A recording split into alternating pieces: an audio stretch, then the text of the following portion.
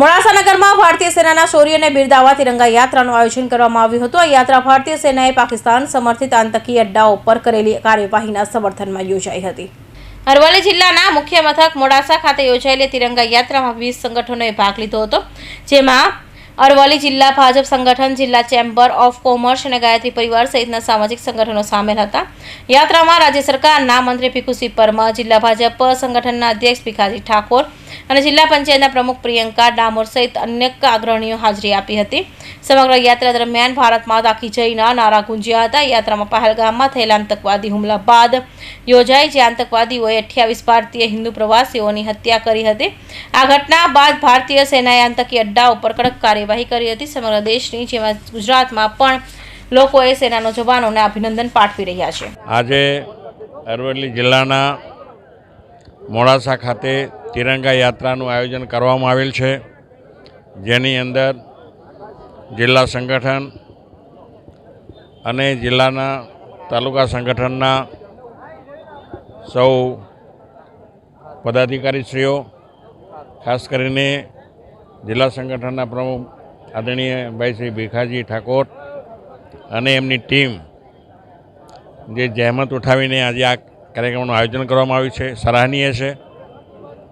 સાથે સાથે આ તિરંગા યાત્રાની અંદર શહેરના મોટાભાગના નાગરિકો પણ જોડાયા છે। આપણે સૌ જાણીએ છીએ કે પહેલગામની અંદર આપણા દેશના 28 નાગરિકોનું જે કરપીણ હત્યા કરવામાં આવી અને ત્યાર પછી ભારત દેશે આપણા વડાપ્રધાન શ્રીની કુણેથી જે લશ્કર દ્વારા આતંકવાદીઓ પર જે એટેક કરવામાં આવ્યો અને મોટાભાગના જે પાકિસ્તાનની અંદર આશ્રય લઈ રહ્યા હતા આતંકવાદીઓ, એમનો સફાયો કરવામાં આવ્યો છે। સાથે સાથે પાકિસ્તાન એ એમની આતંકવાદીઓની જન્મભૂમિ ગણાય એવું છે, એટલે પાકિસ્તાનને પણ આ વખતે આપણા લશ્કરે એવો પાઠ ભણાવ્યો છે કે ભવિષ્યની અંદર આપણી સામે એ કોઈ આવું કૃત્ય કરવાની કોશિશ કરશે નહીં।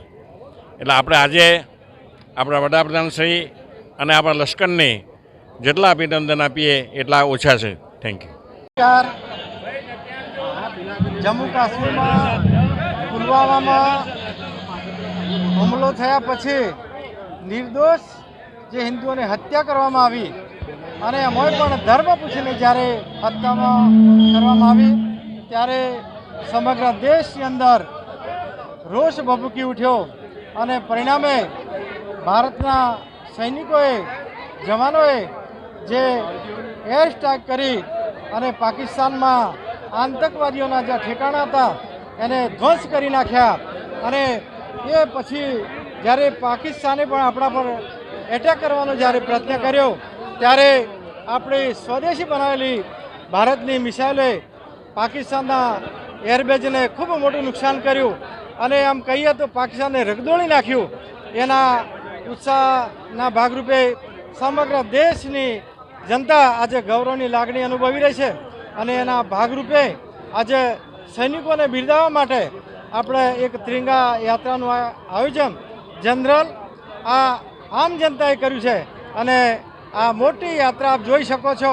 એ યાત્રા સમગ્ર મોડાસા નગરની અંદર પરિભ્રમણ કરી રહી છે। Bureau report, Hind TV news, Surat.